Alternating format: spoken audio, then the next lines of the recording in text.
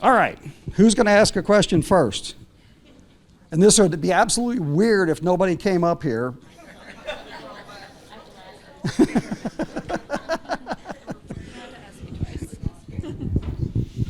Hello. My question is, what do you think are the most important questions that individuals need to be asking themselves in regards to this topic in the future of humanity?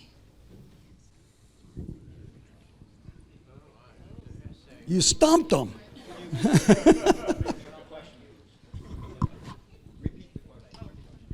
What do you think are the most important questions that individuals need to ask themselves regarding future humanity and this topic? So, I think the most important thing that you can do is give people, say, the most important thing that, at least as a journalist from my perspective, that you can do is to share the 60 Minutes program from 2021. In a nutshell, it has most of the developments that we've talked about today as far as the sighting of UAPs and UFOs and whether they're real phenomena or not. And the bottom line is absolutely the real phenomena. I think we have enough evidence to prove, among a jury of our peers, if you take all the Navy information and from all Lou Elizondo and all these people who've been in the Pentagon and the evidence that they have, the evidence is now overwhelming that anomalous phenomena are appearing in our skies. And we have radar imagery from Mr. Day down here. He was on the ship on the Princeton to get the radar imagery and direct those planes with Commander Fravor and Lieutenant Commander Dietrich to the scene and see the UFOs, try to pursue the UFOs, see the UFOs make it impossible. They got, other pilots got that same UFO or other UFOs like it on their gun sights. And we have witnesses. Both those military jets had 2 people on board, the pilots and the weapons specialist. Plus there were other planes. So we have photos from military. We have radar from military. We have highly trained pilots. So if you share that 60 minutes, it's 12 minutes with everybody you know, just go onto YouTube, type in 60 minutes UFOs, Navy pilots, it will pop up. I think that's the most beneficial thing that can be done to show the best evidence we have that the UFO, UAP phenomena is real. Okay, Penny, I think, has an answer. Thank you. I think the best question would be, are you ready? Do you have any experience with consciousness and different states of consciousness? Can you handle a big change of state and still remain aware and awake and able to respond appropriately? So that would be the first thing. I have about 50 more, but I'll stop there. I would just add, under the theory that we are the aliens, if you could go back in time and prepare your future self, what would you do now to get ready to be your future self? I think my question, what I would recommend would be, what is it about this phenomenon that most interests me or speaks to me, resonates, and engage with it? That would be my advice. Find that thing that speaks to you. Reach out to other people who because this is such a wide field with so many different aspects to it. But there will always be, with an individual, I think, something that maybe stands out. Find that thing within yourself. Find the others who are involved and communicate. Share.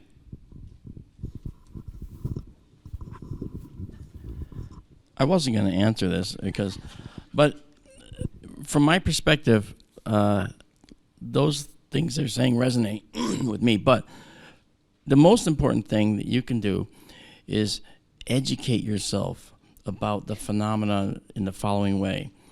Be critical thinkers. When you see a photograph or you see a video, don't assume that the person narrating the video is telling you telling you the truth about the thing.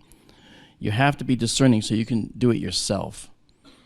Now, many of you know how to contact me. You can contact me for that information. If you want to know how to do that stuff, I'll be happy to show you. There's many free tools out there that you can get that I always talk about that will allow you to start for yourself. It's up here where it starts.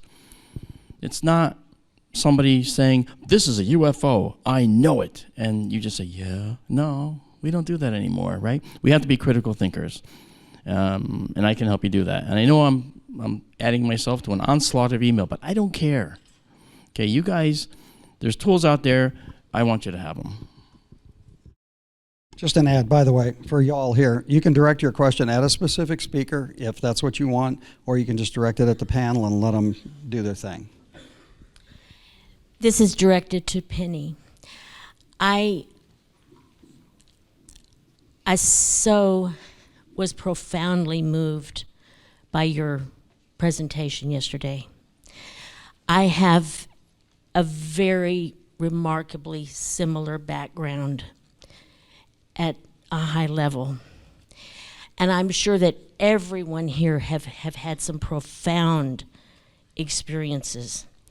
My question is, what can we do to support your observations and your cause? What actions can we take? What actions can we take to support you? I might have to think about that.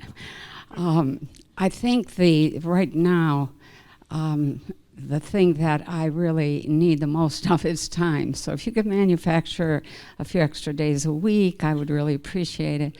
But beyond that, I think the thing that is most important is that you speak up to the people around you, that you begin to share what they're capable of hearing, and that will force you to assess, where are they at? Am I with people that are aware, awake? If there were some sort of, big announcement, yes, we're not alone or whatever, would people be able to handle that? Could you help guide them? Would you calm them? That's one thing. I think the other thing that would be the most helpful in terms of the school is to begin, if you have grandchildren, or you have kids who have children, and what I see coming with the schools is not good. It's already not good. When I left educational consulting after 18 years, it was because I could see what was happening in the schools. And it's just gotten worse and worse and worse, and it's going to continue to get worse, and I don't see schools when I get out there 5, 6, 7 years. There are no schools as we know them now. So I think there's a prep phase or an introduction, introduction to the idea of doing education differently in a way that develops the whole person. So, yeah, you're welcome. Hi. You answered a big question I had. I don't know where to start. This is the first. I'm sorry. It's okay. I've never spoke to anyone about this stuff. It's a broad spectrum of things that I'm aware of, that I have become aware of. Either I don't seek it. I do not seek this stuff. It started, as far as I can remember, at 4. How do I begin? Where do I start? And I'm not just talking about UFOs. I'm talking, there's something else around me. If I told people what I can see or feel, if I'm open to it. I've been real emotional because I came last night and spoke with you specifically, a couple of people here, and I'm overwhelmed that these people, I'm sorry, where do I start? If I may. Where do I start? I can tell And you- we're not just talking about a UFO experience. I'm talking about frequency and my conscious level that I dumbed down, that I haven't slept since I was 14. I didn't much anyway, but I don't sleep at night. And I'm not seeking anything. I just have this odd nocturnal consciousness. I can tell you what I did as I embraced the academic community, the academic research community. You need to get, if I could suggest that you, and I could help you with that, and there's others in the room here that can too, and start reading some of the academic and research that's being done. And a lot of your questions will be answered, trust me, because there is a physics reason behind what you're going through. It's not perhaps what you're thinking. It's actually. It's not really a why question. Okay. It's an understanding. I mean, why do I have I could go to 4 different conferences, you know, and about frequencies or electricity, or I don't know how to describe it. I really don't. It's very broad, but I did have an experience at 4, and it started, I think, there with a being. Okay, thank you very much. I've taken a leave of absence from the Experiencer Resource team within MUFON to write this book. I would recommend you reach out to them, Right. MUFON.com. So that's not just for UFOs? No, there's a special volunteer group, which is about, I think, 50 to 60 of us in total. And a lot of them are experiencers. But the group is there to help people like yourself, to help you get through the issues you're dealing with, to help you learn about, and also to record down what your experiences have been. I've been where you are. It's overwhelming. It's absolutely overwhelming. And it's terrifying. And sleep is hard when you're on hypervigilant alert, waiting for something to walk in the room. I have no fear. I'm a joyful person. Yeah. I haven't cried as much in the last night as I have in 10 years Yeah, about but- anything. But I'm overwhelmed. It's like a release, but I'm overwhelmed with the amount of people. And where do I don't know where to start. Oh, this can be totally overwhelming. If you come in and you think you're alone and all of a sudden there's all these other people that are just like you, it's overwhelming. Absolutely. That's the thing. I don't mean to interrupt. I'm not trying to be real specific and say, okay, I need to look at this research for UFOs. I need to look at this research for electricity. I need to look at this research for consciousness. I need to look at this one for frequency.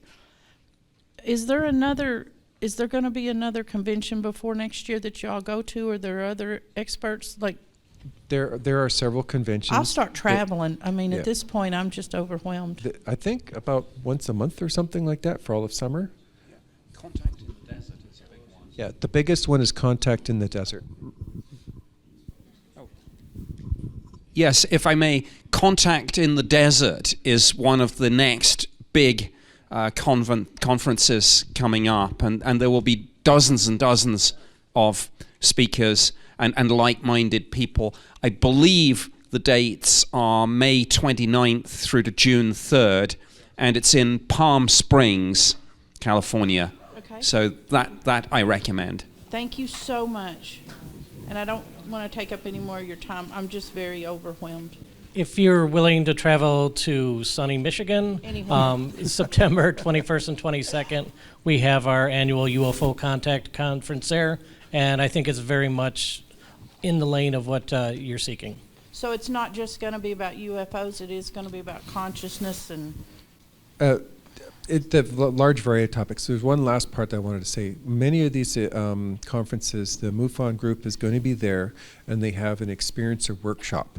And so I would recommend you sign up for that. The workshops. And then the workshop will be able to give you all your answers. Thank you so much. I appreciate you. Yeah.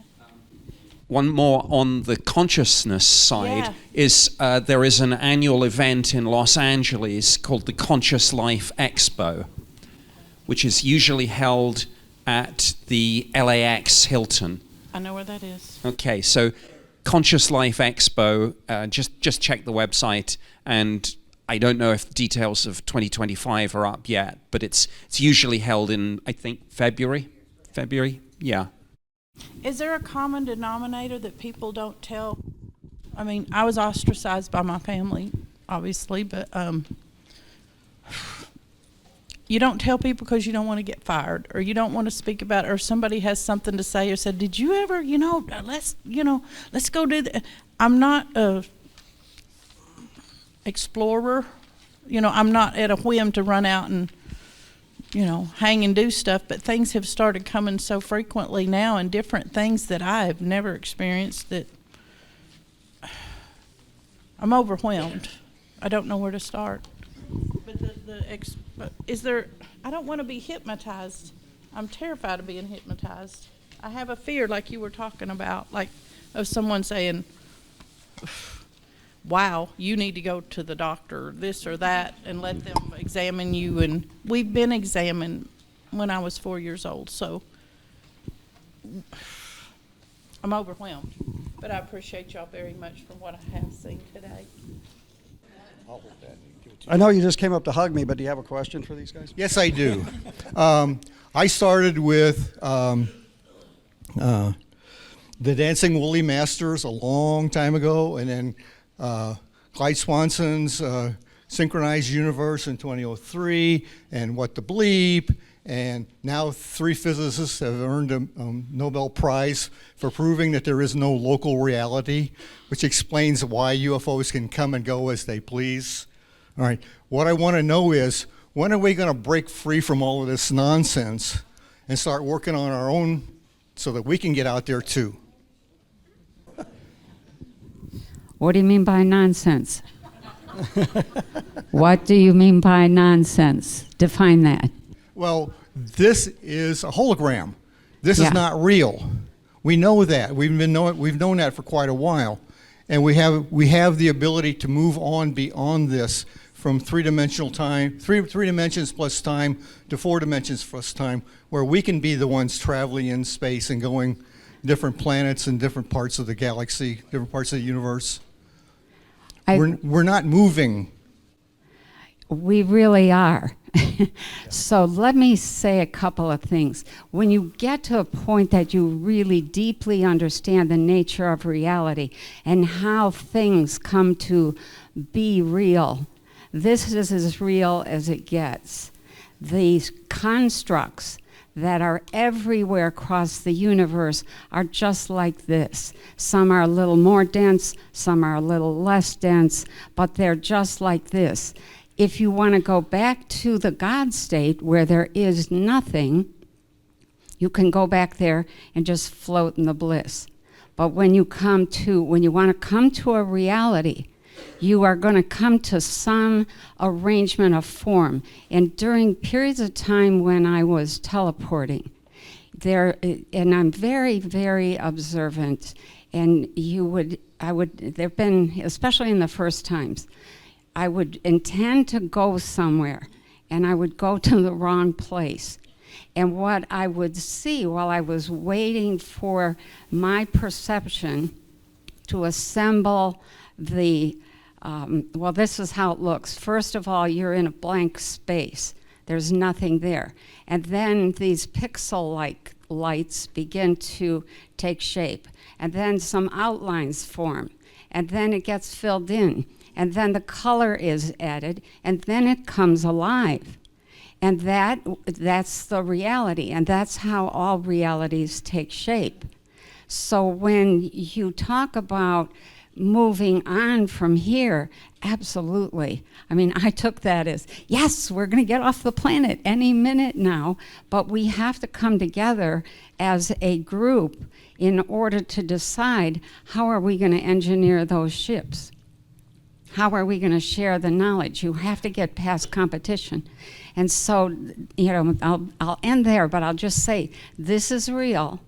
And all of the other realities, even though they have different qualities and different constructs and different kinds of materials, they're just like this. They come together in the same way. And we're to enjoy this. Otherwise, your option is to hang out in the bliss. I mean, that's not a bad option. But in terms of... It's funny you should say that in front of Steve here. Because that's how he lives, don't you? Still live out in the woods? I have been places and I didn't know how I got there. But Yeah. it wasn't me doing it. Somebody else was doing it Well, to that's, me. that's entirely possible. All you have to do is reorganize the frequency set so that it can move through other materials without obstruction, and away you go. It's very simple. Simple? It's simple? Oh boy. Well, What am I missing? The mechanism to do it. Yeah.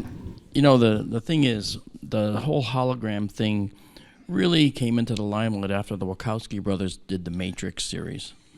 Okay? Because then we were in a tub with a thing stuck in our heads and everything was an illusion. So I understand how some folks, not necessarily you, okay, we talked earlier, he's a great guy. And I understand how some folks can look at that movie and say, they have some messages from somewhere and this is the reality that they're portraying. But you know, some things are just science fiction. And Star Trek is still just science fiction. I do not believe this is a hologram. I believe this is a corporeal reality. And I do believe that. And I know that there's people that don't believe that. I know there's people that believe the moon is a hologram, as well as the earth is flat. Not you, okay? But still, right? That's true. But I don't think that this is a reality that is artificial. I think that if you crash your car into a barrier, you will be hurt. True, right? If you trip down the stairs, you could get hurt, right? That, if it was a hologram, then in reality, you wouldn't really be getting hurt. But then people die. Well, there's a reason for that. It's because they do things that lead them down a path where they end their lives, by accident or on purpose. So what happens after that? That's for her to talk about, okay? And she does very well. But I will think that I don't think that this is a hologram at all. That's just my opinion. You forgot to add something. Penny said there's things that are less dense and more dense. oh, yeah. You forgot to add there's things that are totally dense, like me.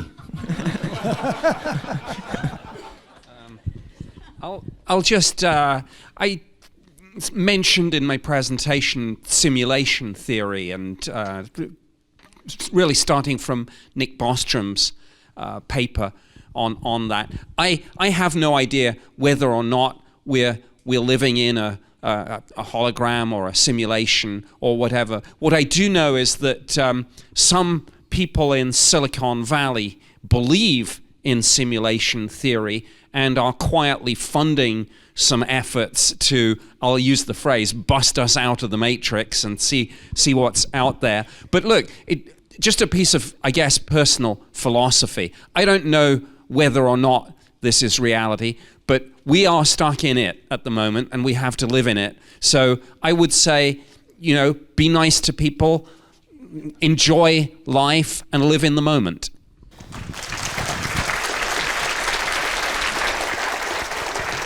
Hi. I have a question primarily for Nick and Kevin, because you guys spoke about AI a lot in your presentations. My question is, do you have any tips for the audience about reconciling real UFO evidence with OpenAI's Sora, ChatGPT, any sort of AI or CGI sort of technology? Yeah. I think AI is going to, right across the board, not just in the UFO community, it is going to present both threats and opportunities. I think it is going to, for the average person looking at things, the tech is getting so good where it's going to be almost impossible to figure out. And after Kevin has commented, I'm sure Marc has some comments on this too in terms of photographic and video analysis. I think it's a little bit like an arms race where you get missiles, then you get anti-missiles, then you get anti-missiles, because AI will be used undoubtedly to fake some photos and videos, but then AI will be used to spot things that have been made with AI, and it's kind of go round and round in circles. Absolutely. So I think just watch this space. the UFO community, I'm sure MUFON, if they don't have a sort of formal position on it, will be developing protocols. And again, I'll pass down to Mike after Kevin and maybe Penny has added something, but that's my take on it. My suggestion on AI would be to kick the tires on it, so all of us are aware of what it is and what it isn't. It's a learning model. It's going to learn from us, not the other way around. And my personal goal, having kicked the tires, I consider myself an early adopter. I was very hesitant at first, like probably everyone in the room. But I want to adopt it to MADAR. I envision a system that spans the globe, because believe it or not, there's never been a civilian effort to marry up an image with actually recorded data. And that's what the MADAR project is. You run outside, grab a picture or a video, we've got the data recorded through the MADAR 3 unit, and that's smoking gun evidence right there. But in order to understand and not be afraid, because it is scary, AI, I mean, we've heard scary stuff about it. Do something with it. Create a recipe plan at home so you don't waste leftover food. Something simple. And you will be amazed. You truly will. All it is a linguistic model. That's all it is. I'm going to add just a real quick comment. I agree with you. You kick the tires. Give it a try. And if you get answers that you don't like, then you respond to that AI. Let it know. That's not enough. That's not good enough. I wasn't talking. If you're not interacting, it's not going to learn to be better. Absolutely. Google is Skynet.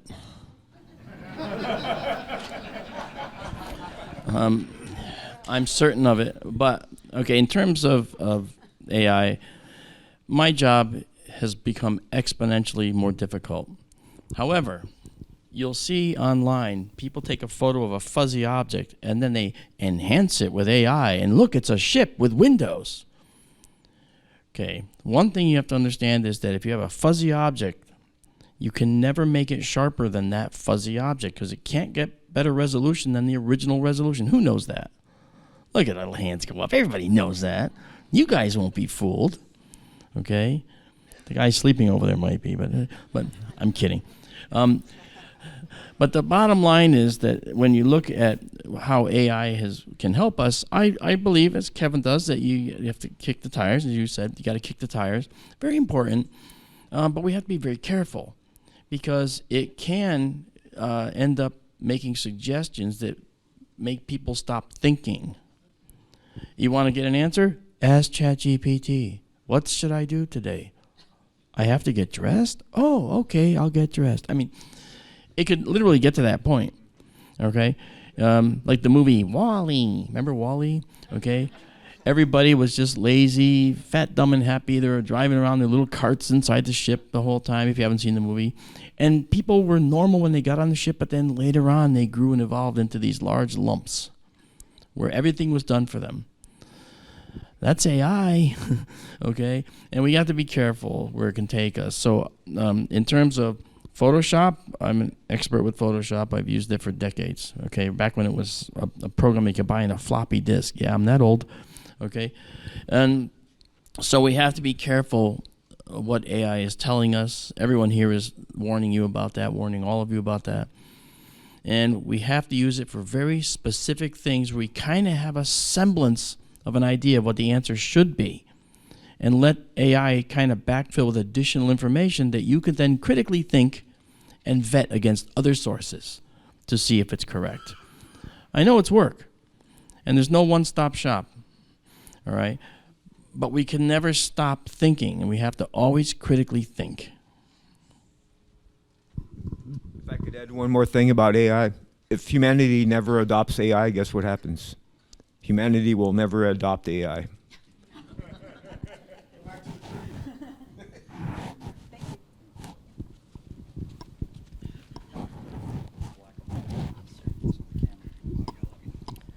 Well, hello. I have been going round and around about how to ask and what it is exactly that I want to ask. But I was, and any of you can answer this, maybe, but I still am trying to boil it down to what I want to ask. As a lifelong musician, I'm wanting to know about the role of music in raising consciousness. I have felt since I was a child that I was here on earth to make music and to raise consciousness. And I don't know how to do it. I just haven't had the platform or is there a role of music in raising consciousness? You'd never think that an astronomer would know that answer. Aren't you, Kevin? Okay, but the truth is, I've been a musician all my life. I've been playing music, I've learned piano, hated taking lessons, never got good at reading the music, but I did it just, I'd look at the keyboard and just make music that I'd never be able to play again. And that was very satisfying. It raised me, right? I learned to play, now here's the other one. This is cool. Who's heard of the didgeridoo? Right? Yeah. Yeah, you have one too. Okay, right, Bill? You have one? Yeah.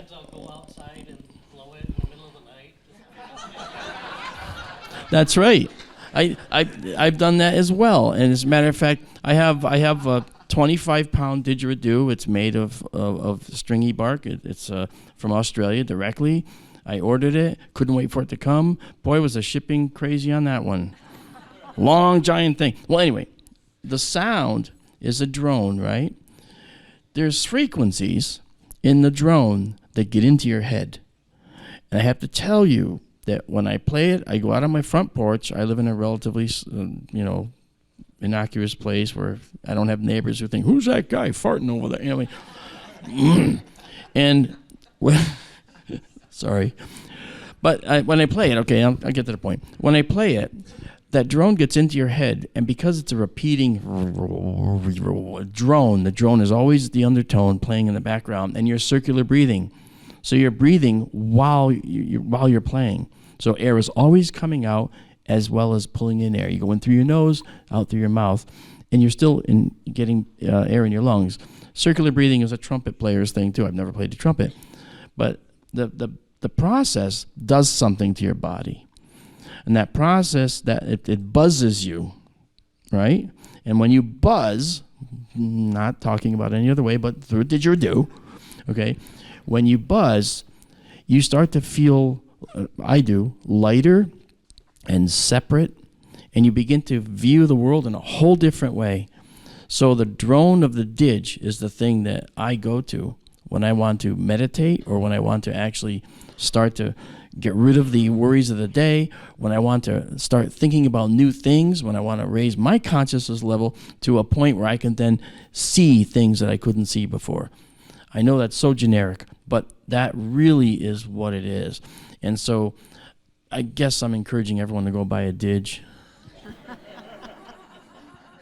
But it's cool. I'm sorry, I'm dominating. I apologize. If you're thinking of making a joke about a didgeridoo, didgeridoo-don't.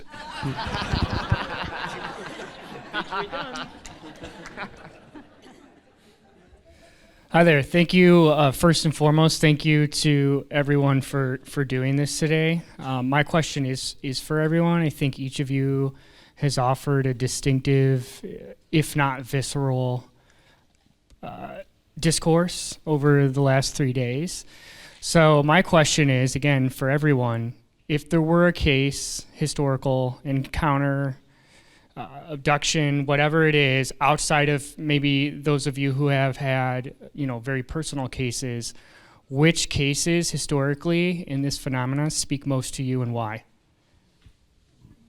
So for me, the Allagash abduction from the 70s is probably my favorite. These four guys were buddies at an art school, and they went out on a camping trip on the Allagash River in Maine, set up camp on the side of the river, lit a big fire, went out in a canoe, and they were taken and returned several hours later with the campfire burned out. And actually, two of these guys were even twin brothers.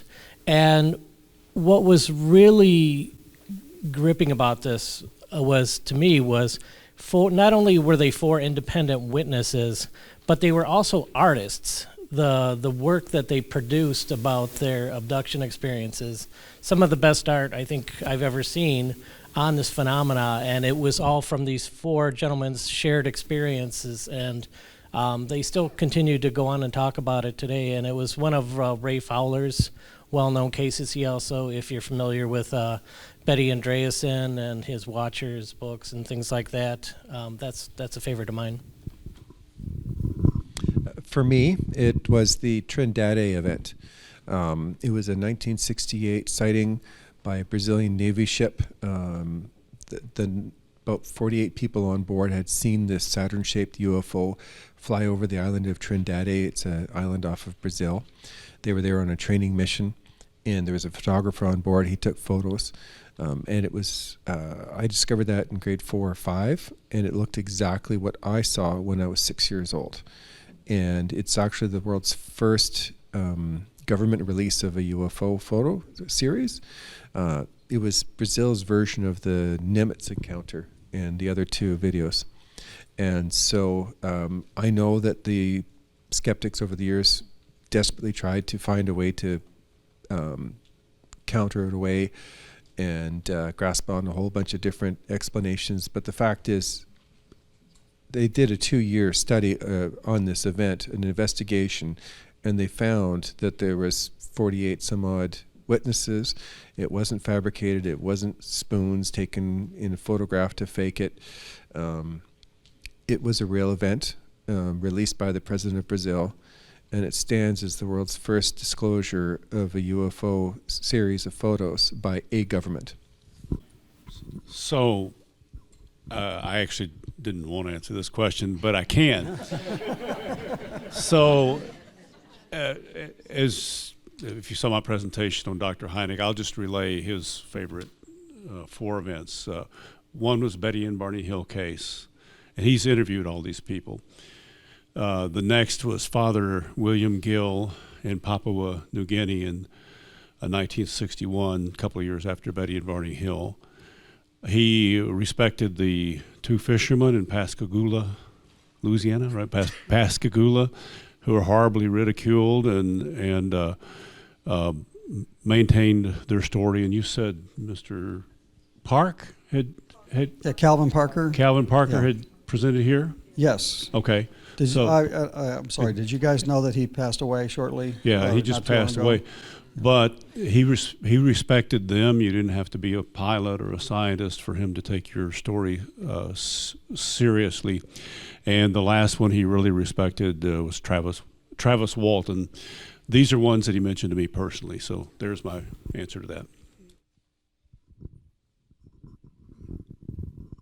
I would say the Rendlesham Forest incident from December 1980, I think it's kind of like the perfect storm of a UFO case with multiple military witnesses, encounters over 3 consecutive nights, radar evidence, physical trace evidence from the landing site in terms of radiation readings, which, according to the UK Ministry of Defence, Defence Intelligence staff, seemed, quote, significantly higher than the average background, unquote. So Rendlesham, and I was fortunate enough to work with 2 of the main witnesses, John Burroughs and Jim Peniston, both United States Air Force, and we wrote a book together called Encounter in Rendlesham Forest, and it's a very long story, but some of the witnesses, of course, had health issues that they attributed to that. There was a declassified UK intelligence assessment that stated that the Rendlesham witnesses may have been exposed to what they termed UAP radiation for longer periods of time than normal. This kind of ties in with one of the 38 technical studies done under the ATIP or SAP program. The whole thing went to Senator John McCain was involved, Senator John Kyle was involved, all sorts of things. So I would say Rendlesham, and a slightly lesser known one from the UK, which I would also root for, is the Cosford incident from 1993, COSFORD, large triangular-shaped craft flying over 2 military bases, large parts of the UK, dozens of witnesses. A spooky little thing about the Cosford incident is that after I did the investigation, there was something niggling away at the back of my mind. I couldn't quite put my finger on it. I knew there was something that I'd missed. And then it came to me. This incident happened on March 30th, late March 30th, early March 31st, 1993, over a period of about 6 hours. And the light bulb finally went off, and I remembered that was 3 years to the very night after the Belgian wave of sightings, where they launched 2 F-16 fighter interceptors. I have one besides Betty and Barney, which we did investigate Betty's clothing, and it was altered in a way that was not repeatable. But my favorite is one from South America, Urander Oliveira. We got a direct message from the ETs. At that point, they had told him, we're going to pick you up, we're going to take you on board ship, we're going to keep you for 3 weeks so we can educate you as to what's coming on planet Earth. And tell your family, tell them you're not dead, you haven't been abducted, tell them where you're going. And they said have everybody stay away from the room, go to your room, close the door, lock the door so no one comes in, and we're going to pick you up between, I forget the dates, but I think he was picked up on September 12th. And he was laying in bed. He said he was reading a book. All of a sudden, he couldn't move, and he went up through the ceiling. The energies that were used to pick him up burned his outline into the sheet, which we then examined that sheet in the lab, which was very interesting. And then his form was burned, same thing going through the ceiling. And he was gone for, I forget, not the 3 weeks, because by that time there was so much uproar. They said, we have to take you back. But when they were picking him up, let me back up a step. He said that they told him they were going to send a signal that kept everybody away from the room where Urander was. And the signal was they were going to drop pebbles on the roof of the porch. And that was just a metal roof. Oliveira's ranch was a big ranch, and they all worked on it. And I have some of those pebbles, and they look like little tiny spaceships. And they're very rare material that you can't find here on this planet, hardly ever. So that's my favorite. I think it's amazing. And I think, that was just one of the many attempts to get us to recognize that they're here.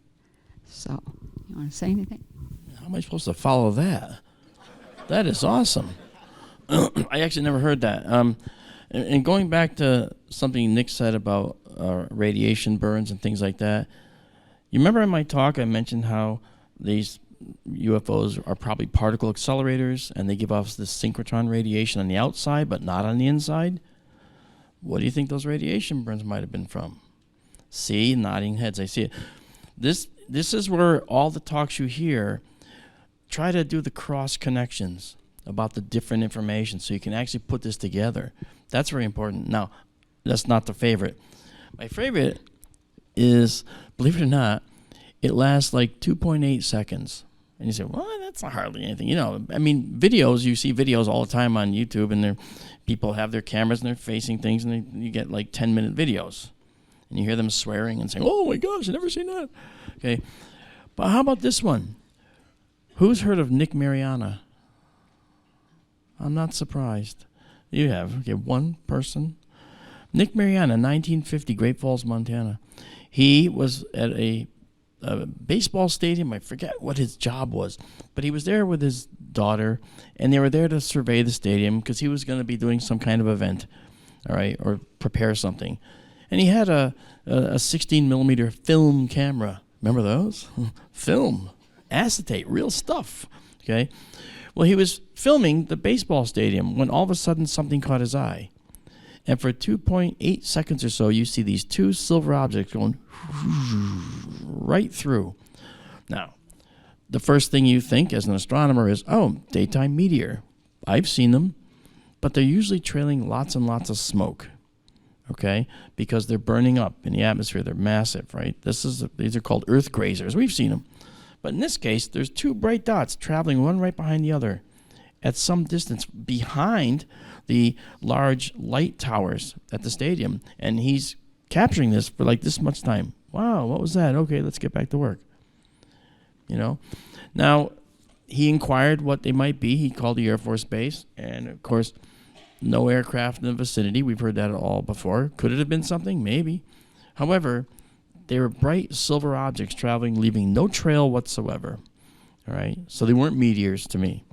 So what else could they be? I leave it to you. 1950, Nick Mariana, Great Falls, Montana. Thank you. I'm going to add one thing. I've always had sort of a weird fascination with contactee cases.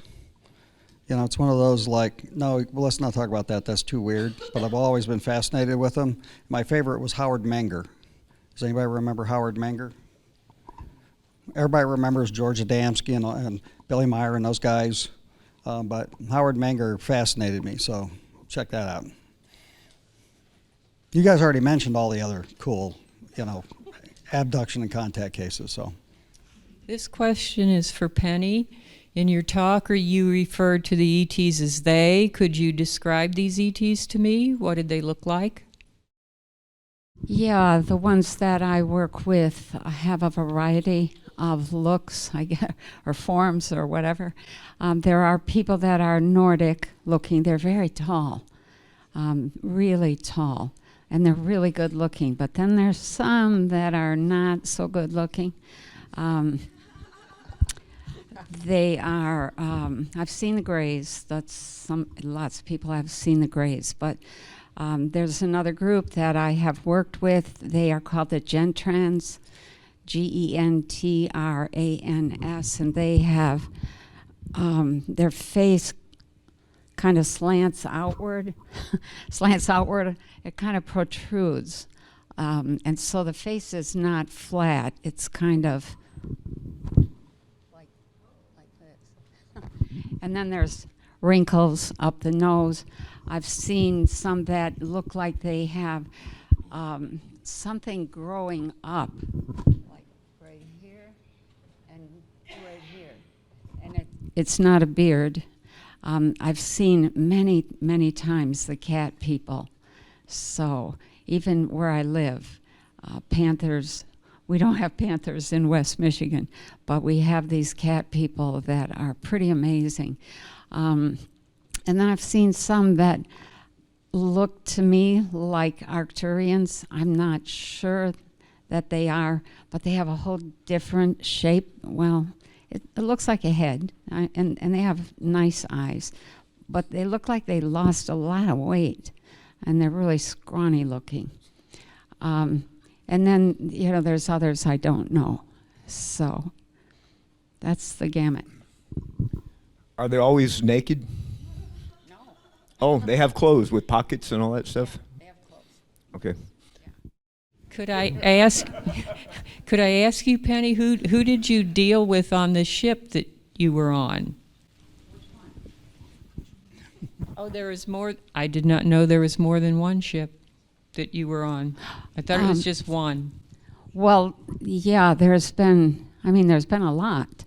But I talked yesterday about two. One was a small silver craft that we got on to kind of survey where we were going. That was very small, okay? Maybe 6, 7 people, just the pilot and the navigator and, you know. But the big ships, those are almost indescribable. So I got loose on one of the ships and thought, I'm going investigating. It was well worth it. I mean, they did find me, and they did say send her back. So So yeah. the ones on the small craft that you were on, what did they look like? They were grays. They were grays? Okay. Yeah. Yeah. Okay. I have another question. It kind of ties into the one that was just asked. It's mainly for the experiencers like Chad, William, and Penny. So you guys like experience gray aliens very personally, and in each presentation, some were referred to as male and some were referred to as female. How did you decide that? Because they do seem very like gender neutral. Was it like a vibe that you got, energy, telekinetic, or like was there physical or something behavioral, like bringing a human woman to William's bedroom at night? No, you just know. You know. It'll come to you spontaneously. So that's it.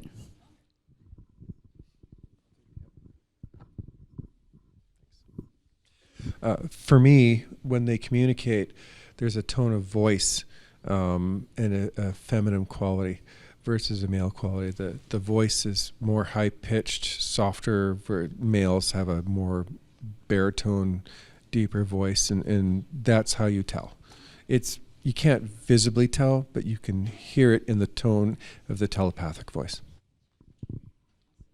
For me, I gotta admit, it's been mostly androgynous from the Greys themselves. And if I have referred to some as using male pronouns, it's just, here comes, and then this guy comes in, but really it's just, I think, androgynous. Okay, yeah, thank you. Are you related to Edgar? Oh, awesome. Come on. He's my great uncle. Oh, yeah? Yeah. That is very cool. This is my first time engaging with the UAP community, and I've been struck by the wide range of understandings and experiences shared. I think it's very beautiful, and I'm curious what all of you have learned about engaging with people who have different understandings or beliefs or experiences in life in general by being a part of this community. I'm so quiet, I'm sorry. I've noticed in this being the first time that I've engaged with the UAP community, what a wide variety of understandings and experiences have been shared here. And I think it's very beautiful. And I'm curious what all of you have learned about how to engage with people who have different understandings or beliefs or experiences in life in general from being a part of this community. I think I've learned to embrace the different opinions and step outside of my comfort zone. So, for example, I'm an ex-government guy, and I kind of tend to gravitate towards, military sightings where there are pilots and radar operators and forward-looking infrared videos, that sort of thing. So what I've learned is to say, that's fine, I kind of know that anyway, but what about the other aspects to this phenomenon? I mean, for example, I know very little about consciousness. So I always try to look for the things that I don't know and learn. I would want to tell you congratulations, because you've made the first step. And I think that's beautiful. And if I could offer any piece of advice, and for everyone in the room, including myself mostly, try not to be dogmatic and we just assume we know the answers. There's people that don't look like us, and even in the universe, and they actually wear clothes, I just learned. I want to get ideas from you for improved golf clothing. Oh. All right. So I think you're on your way already. God bless you and congratulations. You've taken a courageous step.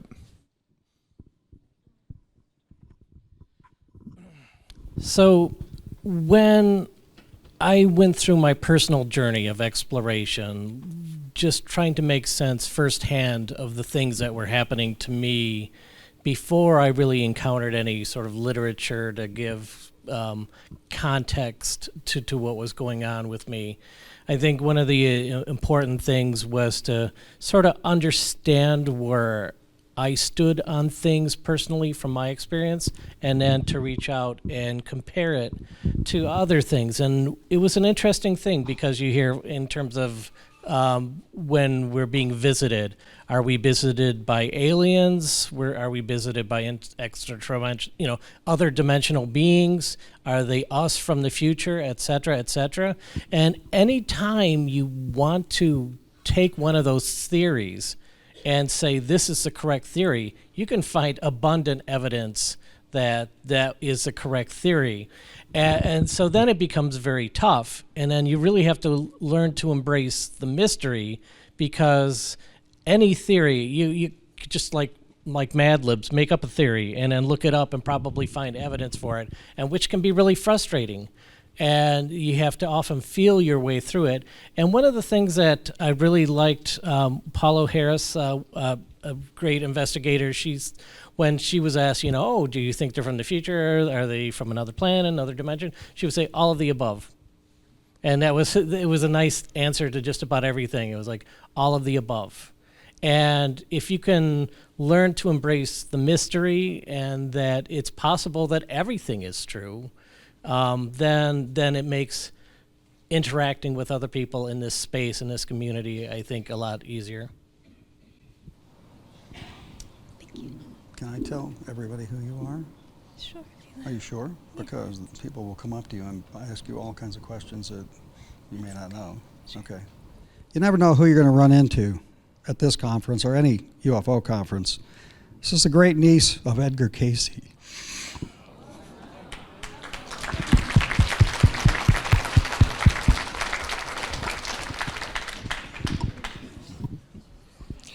I work actively with a Council of Seven, the Keepers of the Seven Lights. I was wondering, Penny, if they are active contributors in your work. No, not really. I mean, I'm aware of them and the work that they do to some extent, but there's a whole different group that has been, what I'll say, the people I deal with, the people who came up with the plan, the people who said, it never works to have a war. You have to change people from the inside. So that's how I got here.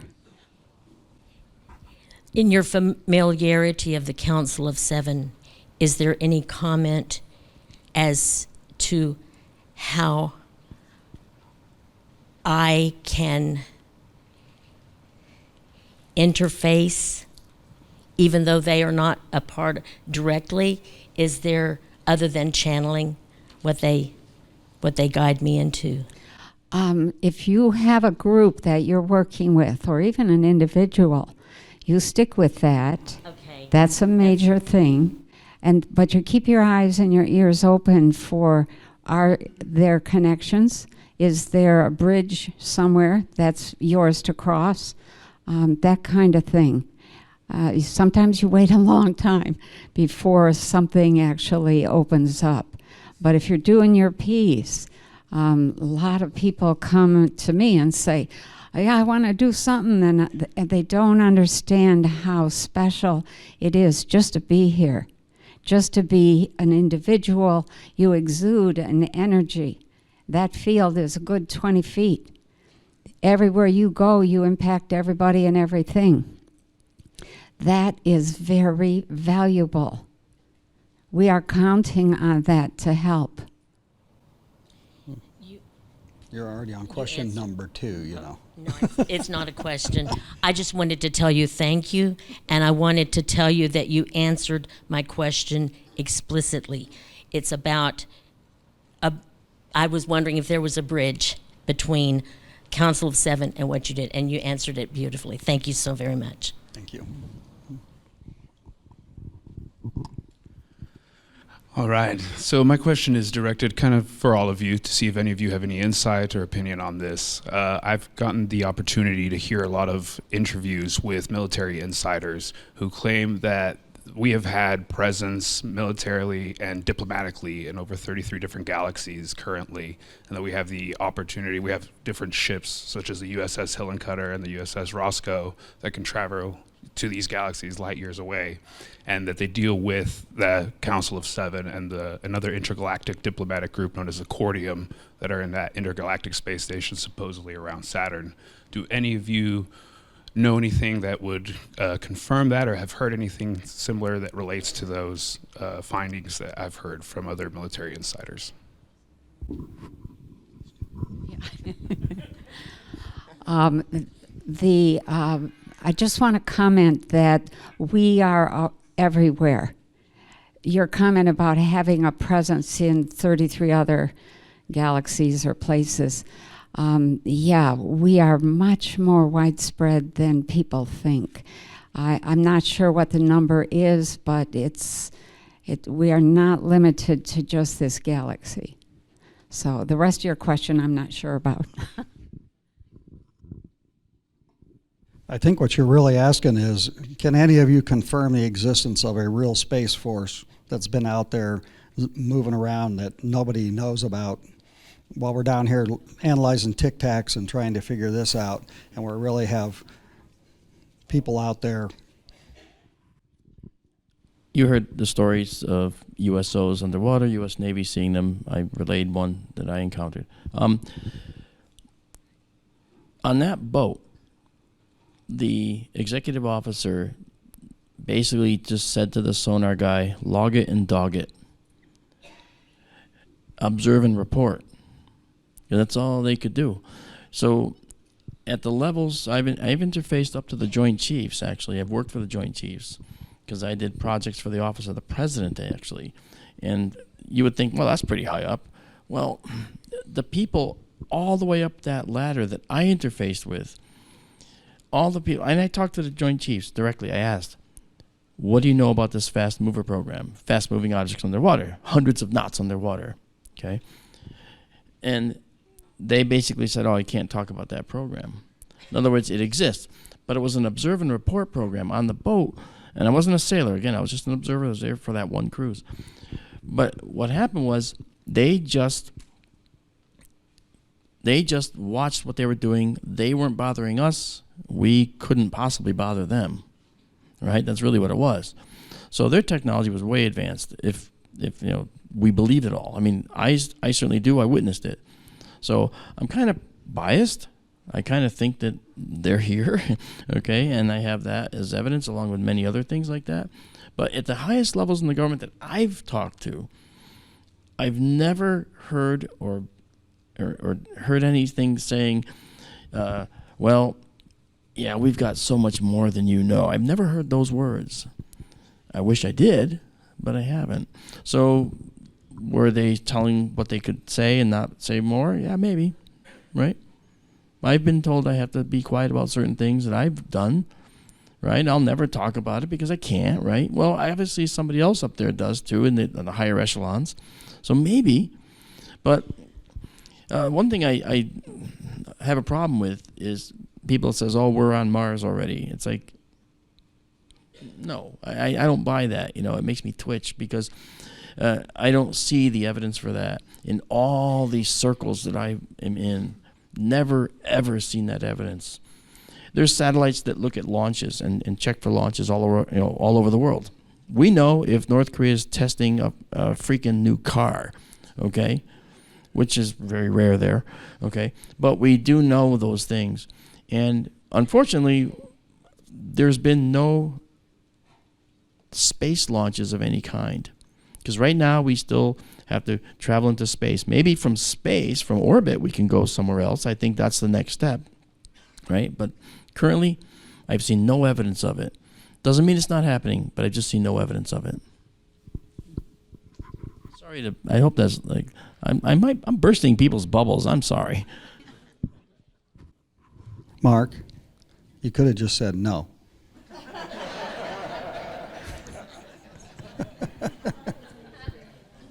Thank you for your presentations, everybody. I have a simple little question for Miss Penny. If you were born on, better yet, I have to say this. I'm a very curious person, so that's why this question comes up. If you were born on this planet, how did you become a hybrid? And if not a human being, what is your pedigree? I'm and not if a there was any hybrid. DNA challenges added to that. Okay, so you So the planning that goes into picking the parents and the location and tweaking the DNA, and there are still strains of DNA on the planet from some of the original people who were here who started us, okay?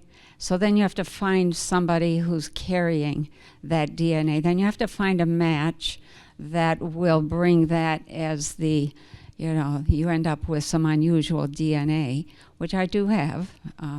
And so then you just get born. I mean, when you understand how to take a print of a frequency set, you can then transfer that frequency set into anybody or anybody, okay? So there's two different anybodies. There's anybody and then there's anybody. So that's, you come down, you do not have to be a hybrid. It's better if you are full-blown human. And then, we had to find somebody who would raise me in the lifestyle that they wanted me to have as my background, I guess is the best way to say it. And they grow up. So I, grew up in the Catholic Church. We had to have somebody who was Catholic so that I would be dragged to church every day, and have to understand the power of religion. And then the whole farmer thing, and living self-sufficiently, all the stuff that I learned growing up is now I'm looking at it and thinking, I'm really glad I had that upbringing, because I think I'm going to need it over the next 5 years. How do you live in the lap of Mother Nature if we lose some of our electricity or food supply or whatever? So. Okay. That's a little blurry, but that's okay. Okay. I tried. Thank you. Okay. Swing and a miss. I have another question about hybrids. I've heard many experiencers say that they've had their genetic material taken, and then later on they met their hybrid children. You breed a horse to a donkey, you get a mule. Mules are sterile. So are these hybrid children, do they have enough genetic material of humans to be productive beings? Yes, absolutely. And that's the whole goal, is for them to multiply. They take that DNA and they spread that all over. A follow-up question to that is fertility rates all over the world are falling, and we think they're due to one thing. Could they possibly be due to more hybrids being on the planet? I don't know. I'm not sure. I do know that when you have the soup that we're living in, you're going to get a reduction in fertility. It's coming from the air, it's coming from the water, it's coming from the soil. The nutrition is not in the food. We're under duress physically. So I'm not sure about the hybrid part of that, but hybrids are bred to breed. Hi, this is my first UFO conference I've been to, and tell you the truth, it's not really what I expected.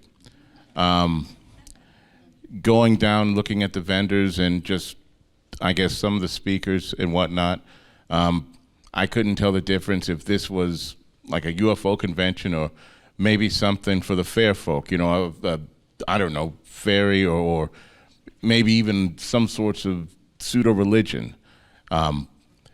What I wanted to know, and everyone's kind of talking about community and learning from the different types of people and things that people are bringing, I was just wondering if there's any aspects that some of you, and you're all professionals in your field, that you kind of feel don't quite belong, or maybe some elements that you kind of like, it's kind of sketchy, or that maybe you don't exactly think belong in the totality of the convention scene, or the area of thinking about extraterrestrials and disclosure?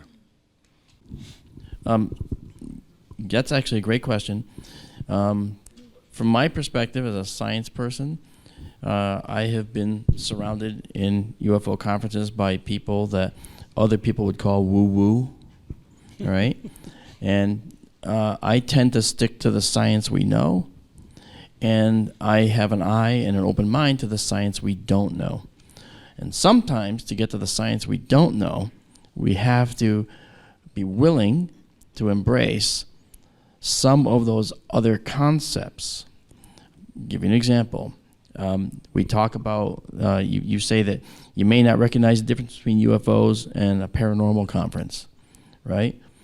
Well, I've had experiences that people might call paranormal, but they very much relate to the UFO community, okay? And this is something that I think is very important to understand, that cross-pollination. And again, as I mentioned to everybody before, you got to be critical thinkers about it, like you are, and be able to discern that difference. It's very important to do, right? You know, you listen to Chad's talk, you listen to my talk, and listen to the others, and you hear tidbits that you take away. You take what you need and leave the rest, all right? And that's the only way that you're going to have a functional model for yourself to take you through this whole concept. Because, yes, there's lots of stuff out there that none of us up here agree with. Lots of it, right? But you want to be able to weed out the things that don't make sense to you and research those a little more to see if you're founded in those beliefs that you think they're a bunch of baloney, right? And the ones that you do believe, then you go to research those and further your own knowledge base. I know that that sounds a little cryptic, but I've been to many conferences, and you know, I get speakers up there saying, let's all sing Kumbaya or something, and that's not for me, okay? I don't follow that. I will openly say, and I know this is going to upset some people, I think Stephen Greer is a charlatan and stealing people's money, okay? And I know this for a fact. I've caught him lying many times. And that's an example of the muddy waters that we get in this arena, okay? So that's why discernment is really important.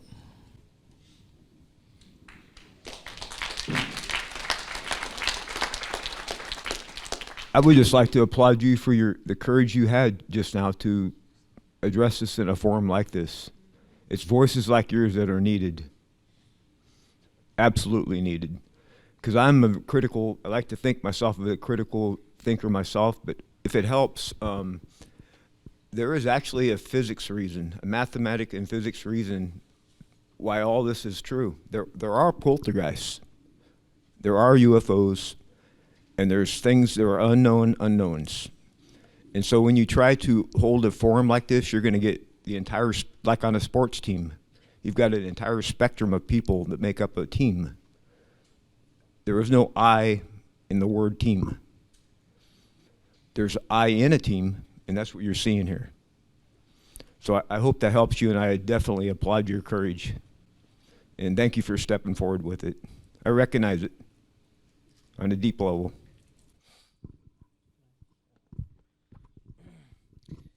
If, as part of your question, you're asking what is a good physical-based UFO conference to go to, rather than possibly something that is a mix of, or hybrid, excuse the pun, of consciousness and physical-based, the MUFON Symposium is generally a good bet for physical-based information. It's in Texas this year. I'm back. It's a perfect tee up to my next question, which is physical based. Might be more for Marc or Nick or maybe you, Kevin. So there's been rumors, whispers, gossip that the U.S. military has potential to track some of these objects and then even bring them down. But Marc, in your presentation, you talked about, I think it was like the KK gravitons and how they negate gravity, which to me says that same effect would also negate kinetic projectiles. So my question would be kind of two parts. Have any of you heard, like, or can substantiate some of that gossip that we can bring some of these objects down? And then part two would be how?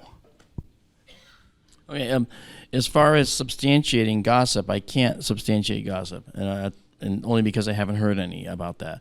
I will say this though. There's a point, if you remember my talk about the gravitons and how you generate them out of the ship. One thing, because we didn't have time, I didn't talk about is, well, how do they actually land and get out and walk around and do things? Personally, I think that many of them are scientists, people that come here to explore based on the oxygen in our atmosphere. We're like a big blue beacon in the universe that stands out like a sore thumb, so they'd find us. And if they're carbon-based, they're going to need oxygen, so they say, hey, let's go there, okay? So that's why they're here, in my view, okay? Because we're doing the same thing, so why wouldn't they? So the question becomes, what about when they land? How do they land? If they're generating all these crazy particles and making these little black holes around them and going into this fifth dimension, can they be shot down? First of all, they're not infallible. You would appear like gods if you went to Babylon, ancient Babylonia actually, right? You would appear like gods. If you threw an F-16 in the air and flew over ancient Babylon, oh my gosh, what would they think? And that jet could crash, couldn't it? The gods are fallible. The gods crash. The gods bleed, right? So it's just a cascaded level up, a domino effect. You go higher technology. To us, it looks like magic, right?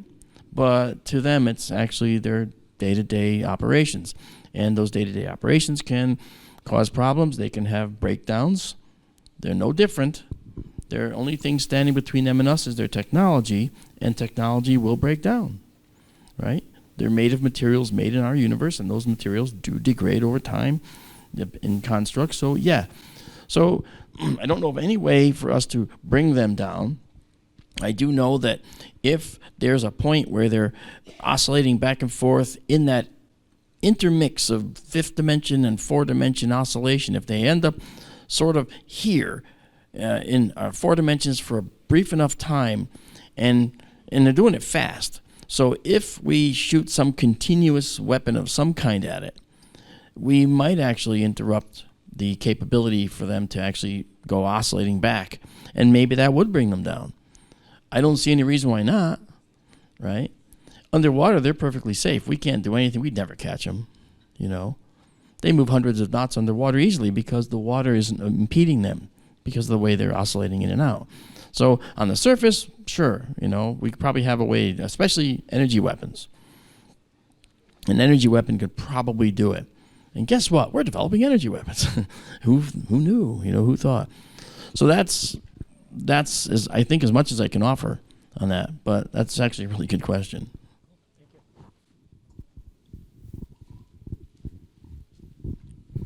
I'm back for you, Mark. I'm just kidding. I love that last answer that you gave. Really just cues me up for this question, which relates to very similarly kind of your experience you had in that submarine, and maybe you have some extra knowledge there. There's been a lot of reports as well about some of the LIDAR and ground penetrating radar scans that are coming out from areas along the coast and in the ocean and in Antarctica. And we have these hot zones that we were talking about, like Chief Officer Day was speaking of, off the coast of California, and they've done those ground penetrating radar and LIDAR scans there where they see what seems like cave openings under the terrain that could have been very well right angles, not naturally made, some that do naturally made, but some that don't appear to be, just natural occurrences. And so have you had a chance to review any of those images through, your analysis, and what do you think of that? I have, actually. The Malibu Canyon artifact that everyone talks about, okay, I specifically looked at that one because I had an opportunity to possibly go on an expedition there and do some underwater work. I didn't, okay, but the reason came down to the fact that the bathymetry, the data showing the bottom contours, was not complete. And so it turns out that Malibu Canyon wall that looks like it has these hollows under it is actually just poor data. And when they do proper bathymetry, they're going to actually see that it's just a slope, right? That's where this is going. And they weren't going to spend all this money to go on an expedition if that was a possibility, so they're waiting for better bathymetry, okay? So we only have, and you look at Google Earth, and I told you this, it fools you. You think, we know the ocean floor like nothing. No, we don't. That's interpolation. It's interpreted data based on very, very crude bathymetry that's taken. And that stuff needs to be, improved upon. We know 16% of the ocean. That's it, right? So as far as the rest of the anomalies, I know there's another anomaly that I was alerted to. It looks like a sea mount on Google Earth, but according to several people, there's actually some really interesting things going on there. And for me, the jury's out. Maybe that's cool. Maybe there's something there. I think it could happen. I think it does happen. And I think if they're here, that's where they are. They're in the deep ocean because, as I said, they go where we are not. We're not there, right? So they'll be there. So I agree there may be some things there. So I have no disparaging comments to make about that question at all. I was going to say, I actually work with LiDAR in my engineering field, usually for surveying, looking to see if there's construction errors, things like that. Every scan has aberrations in them where things look like they're floating in space or there's drop-offs. Or it's all about the number of points you scan from. There could be things that, atmospheric stuff that get in the way, dust, whatever. There's always things that look odd but aren't in the photographs. So it's not a perfect science right now. You'd have to take a large number of scans from a large number of points of view to be able to, if you took one scan of this room from here, you wouldn't be able to tell if you had hair on the back of your head. You have to go from multiple points of view to be able to get all the data, to be able to see all the things. And if something looks odd, it's just because there wasn't enough scan points. One other thing to watch with regard to the oceans is Tim Gallaudet, who is, of course, he's a former oceanographer of the Navy and NOAA acting deputy director, so admiral rank, and he has now connected with people like Chris Mellon. He is also involved with the Galileo project under the leadership of Professor Avi Loeb at Harvard, and so I would watch. I would follow Tim Gallaudet on X, formerly known as Twitter, and you might get some good data from him. And he's published, I think, a white paper recently with Sol Foundation, which you might want to look at. This is in regards to crystal energy and light sources. So I've had my own experiences where I've been in ships where rooms were fully lit. I don't know where the source of light is coming from, no shadows, nothing. I've been in rooms where it's a vast black space and the only thing that's lit are the beings themselves. So I can't reconcile those two things for one thing. But I feel like it could be crystal energy. And I know we're starting to, we talked about Silicon Valley a little bit, you're using crystals in more of our technology. Where do you think we're going to go with it? And could that be a possibility about the light source? That's a good question. The first part is pretty easy. Creating a light source in a room like this with no visible light sources, if you coated the entire ceiling with electroluminescent paint, it would look like there's no light source, but every inch of that ceiling would be projecting a small amount of light that would be enough to light the entire room. And because every part of the ceiling is emitting light, you would see no normal shadows because there's no point source. Now, as far as a room that's black and the only thing that's lit, there is a technology, it's another type of paint you can put on that absorbs every last ounce of light that hits it. There was a photo I saw of it was a BMW painted with it. It absorbed 99% of the light, and you looked at it, it looked like someone had photoshopped the car out of the photograph, but it absorbed every last light that hit it, and you couldn't tell that it was there. If it was nighttime, that car would be hit. From those 2 points of view, we do have that technology to duplicate what you have just described.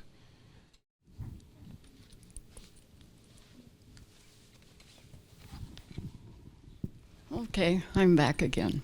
I have another question. I'm doing another study, a little research, and this is a nautical type of question.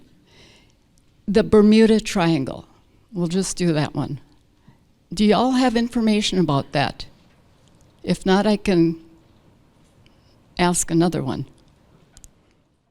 You don't want to go first? No. You can go first if you want to. Okay. I don't know what she's going to say, so yeah. But here's about the Bermuda Triangle. It stood out because people said, "Look, ships and planes are disappearing in the Bermuda Triangle."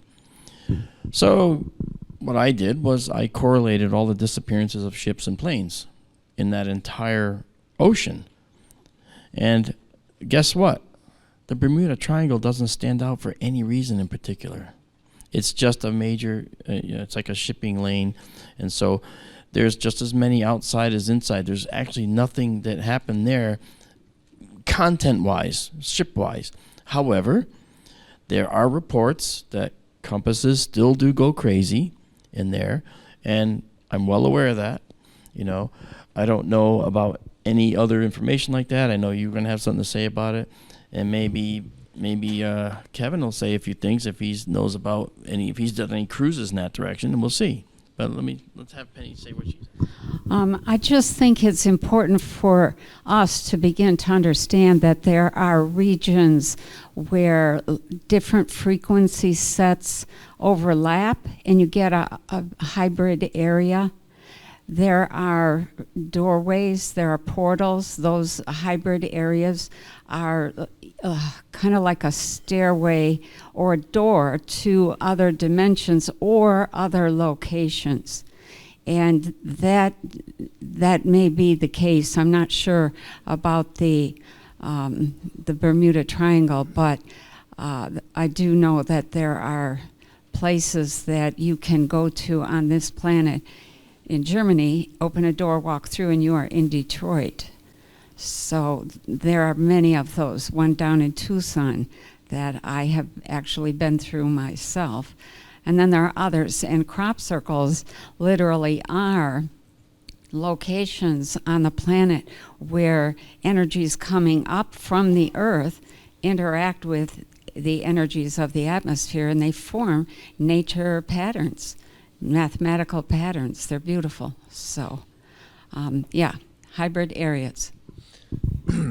I've never sailed that part of the planet, but if I could speculate, I would have to speculate that it has something to do with geology.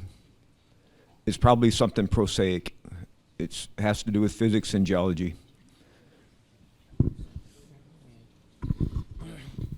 So one thing that I found dealing with something that's from Michigan is that people ask me sometimes about the Great Lakes Triangle. And essentially there's different versions of what people think the Great Lakes Triangle is, but basically put a triangle somewhere in Lake Michigan and say, oh wow, look, missing boats, missing planes, there's something to this. But really I found you can pretty much put any geometric shape over any patch of this planet and go digging for phenomena and hit gold. And with confirmation bias, you can declare any part of this planet a hot zone. There might be some smaller things, as Penny referred to, but overall, I think that people do that a bit too much. They pick an area and call it special when really they're just focusing on a small piece of the Earth. Could I do one more little realistic question? Very quick, very short. Okay, Antarctica. Do you have anything to say about Antarctica underneath and what's going on there?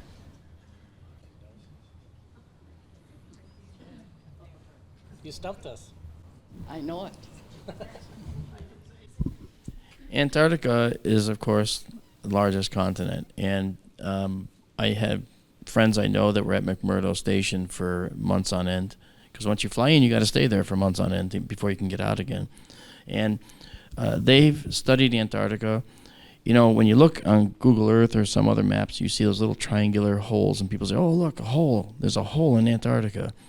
That's actually what's called a stitching error, where the images were not stitched because they're coming to a point. Those are called gores, those angles. When it starts at the pole, then gets wide, near the equator it gets the widest, and it narrows again to go to the southern pole. That is called a gore. And where those gores meet, sometimes they're misaligned because the data wasn't quite captured correctly or stitched correctly, and you get these gaps in the data which show up black. Now, if the guy was thinking, you know, the person that was thinking who stitched them together, they would have made all those black holes white, you know, so that it would just make it look more seamless, right? It would be artificially created. But leaving them there is true to the data.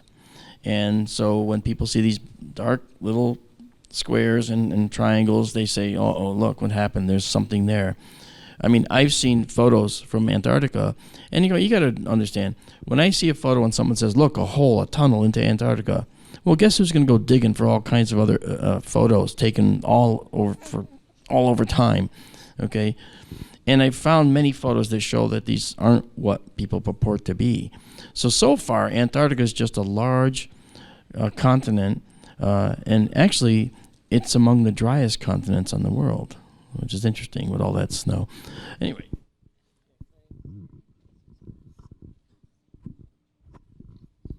Okay, I think Marc did a great job talking about all the photographic evidence, but there's certainly stories that people have from Antarctica, regardless of there being any sort of photographic evidence. I'll just go out and say I recognize that that is part of what you were probably asking, and I have no idea but I know what to say about that. I've heard the stories as you have, but yeah. It was Admiral Byrd and his expedition and the things that happened. That's where I was going with that. Okay, I'm done. Thank you. Two questions. First should be simple. What is a spaceship called that goes underwater? It's not a joke.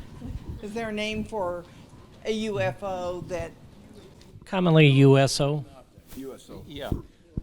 Well, USO, but now, of course, UAP has been changed from unidentified aerial phenomena to unidentified anomalous phenomena, specifically so that it can include transmedium craft. So as far as the US government is concerned, the term is UAP.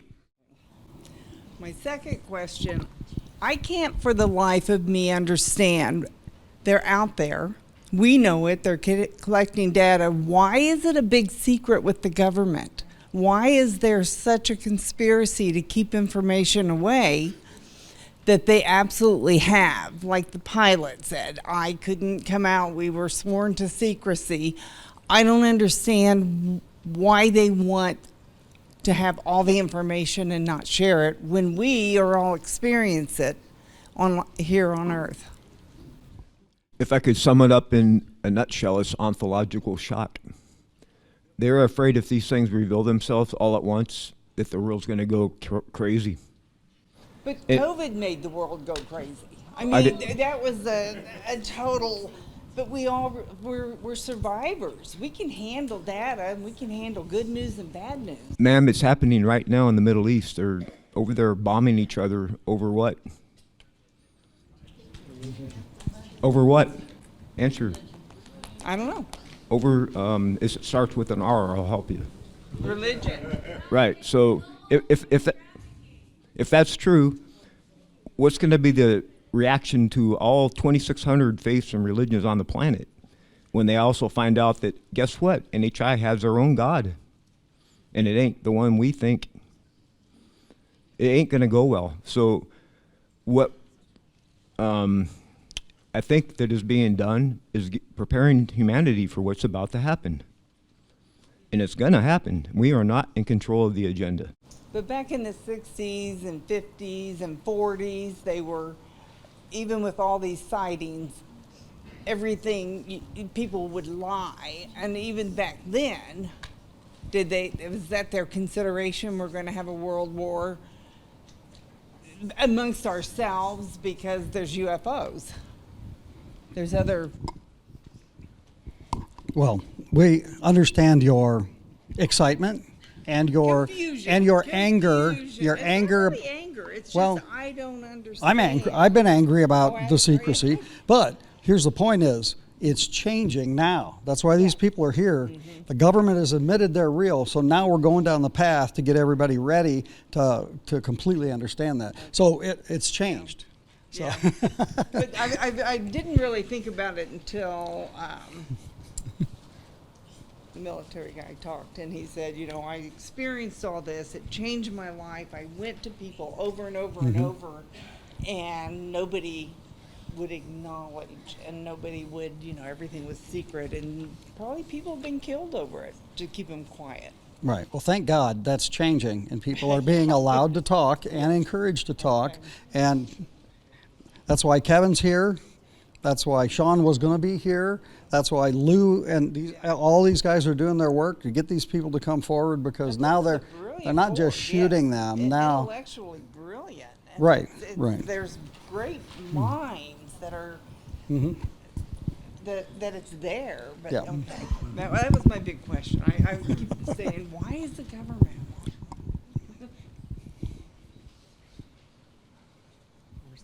Right there. Don't cross the line. Kind of a two-parter. First part is, and this will feed into the panel, it's actually a question for the audience. Just show of hands. How many folks here have read UFOs and Nukes by Robert Hastings? Okay. So my kind of question, Lee, you mentioned it and I agree with, you know, there was a question asked, like, what can we do? And it's like, you know, the 60 Minutes segment, which I saw and I thought that was great. I often say is like an evolution of there, if you want to go a little bit deeper, pick up UFOs and Nukes by Bob Hastings. That book, it was long, but it was very jarring just from like, you know, there's so much speculation with UAP and the phenomena, but that seems like a hard science, like a hard truth, is the connection with nuclear capabilities, nuclear equities, nuclear assets, whatever you want to call them.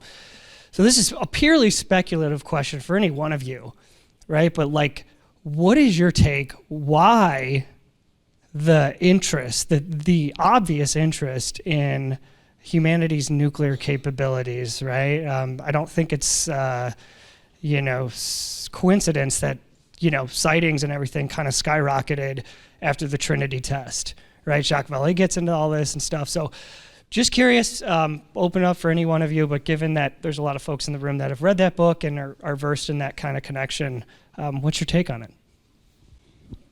I first met Bob at a conference years ago. We had a great conversation. Here's what I think would happen with a young civilization. They're always going to find that there is an atom at the core of construction of all things. They're also going to discover nuclear power. It's one of those universal hurdles that I think every civilization will do, all right, and try to surmount. Well, an alien race here would probably want to know where we are technologically. So they would go and look at our facilities and see, okay, I see nuclear something or other going on over here. Let's go over here to Indian Point. What's going on here? Oh, they're making nuclear energy. Okay, they're using elementary fission. Ha ha ha. These fools. They don't know fusion yet, right? I mean, typically. And so they're going to look at these different sites, and they're going to also notice that we use them to do crude explosion things, right, and create bombs. So it's very easy to think that, well, they're here to protect us, they're here to save us. What if they're not? What if they're here just to observe our levels? And they want to see whether they can interact with us, because guess what?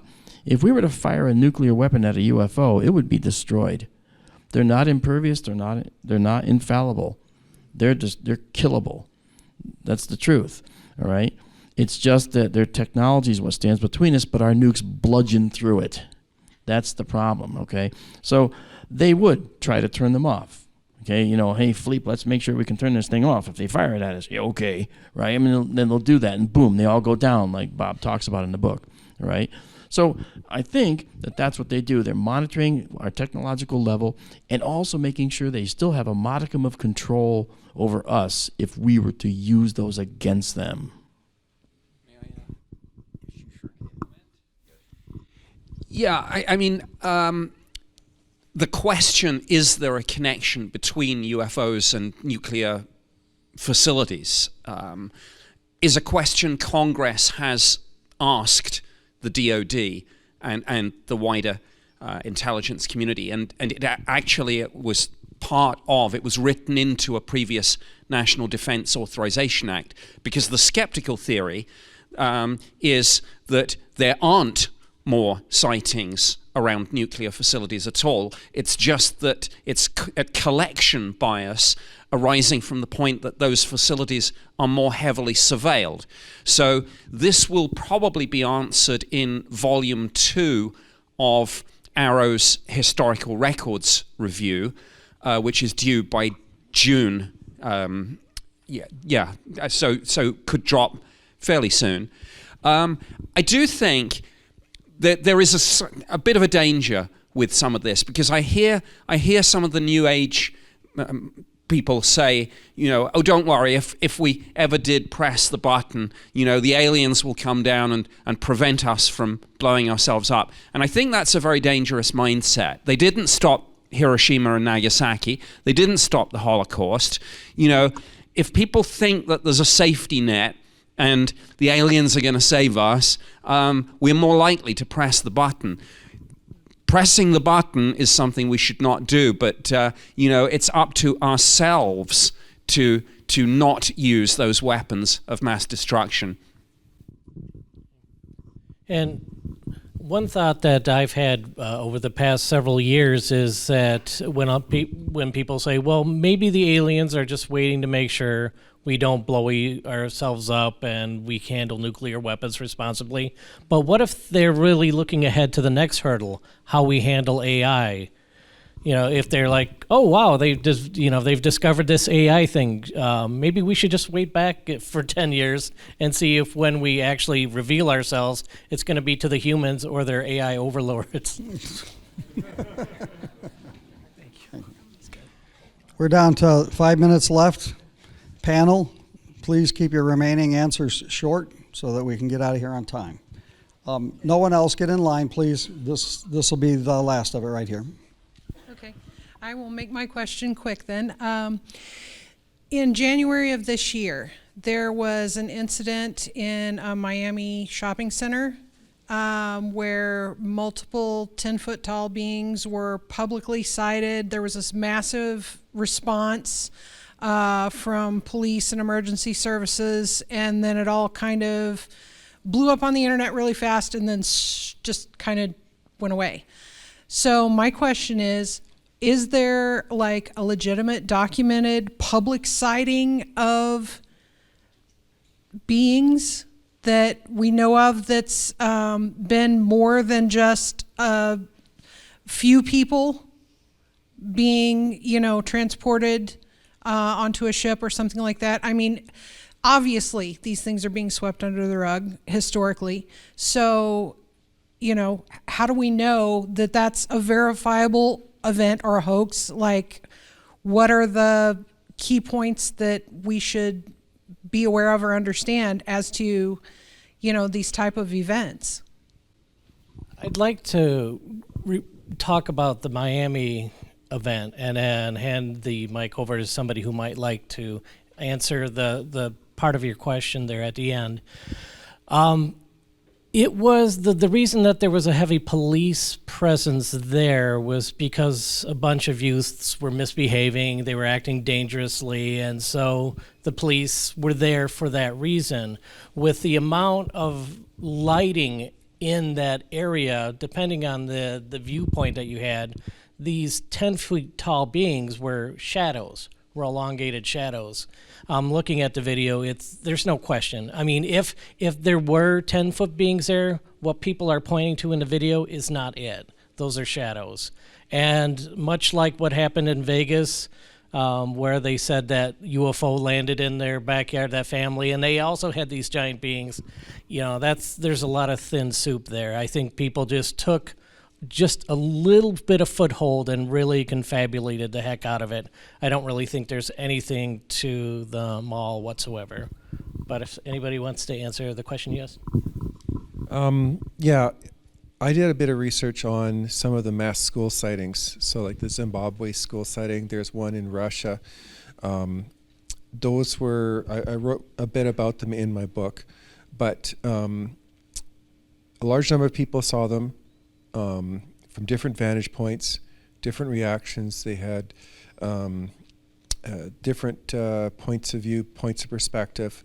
The Russian one was interesting in that it was publicly released by the TASS, the Russian news agency, but when it hit North America, everyone's like, "Oh, that's Russia. It's nothing. It's just a big joke." And it may have been, from their point of view, very real, and they might have been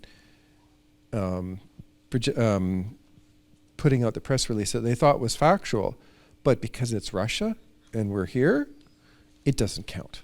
You talking about Voronezh?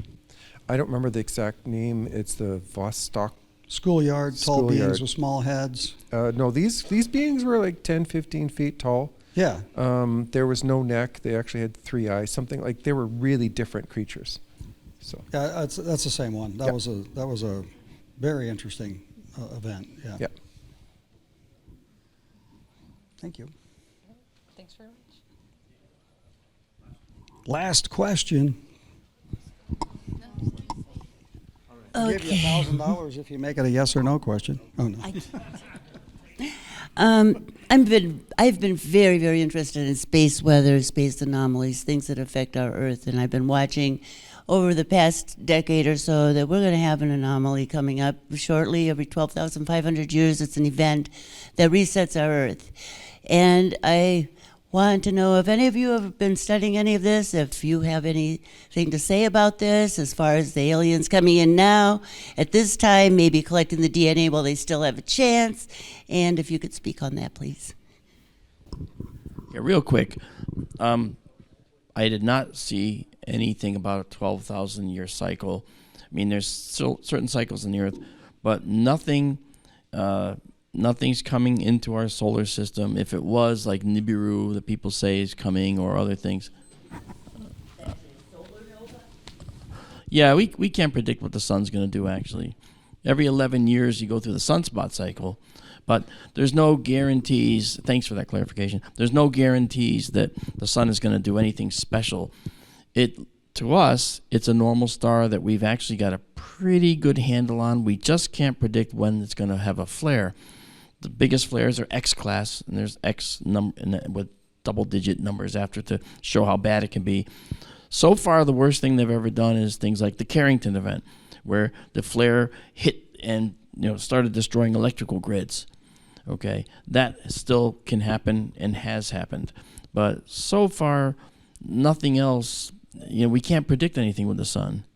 So if someone says they can predict something with the sun, you should already be very suspicious, because there's no way to predict what's going to go on other than the things we know, like the 11-year sunspot cycle, just like clockwork. Okay, was that good for us? Was that quick enough? Yeah, that was pretty good, Mark. Good. I'm put the mic down now. All right. Well, another year comes to a close. Thank you all. Everybody, please give our panel of experts a hand.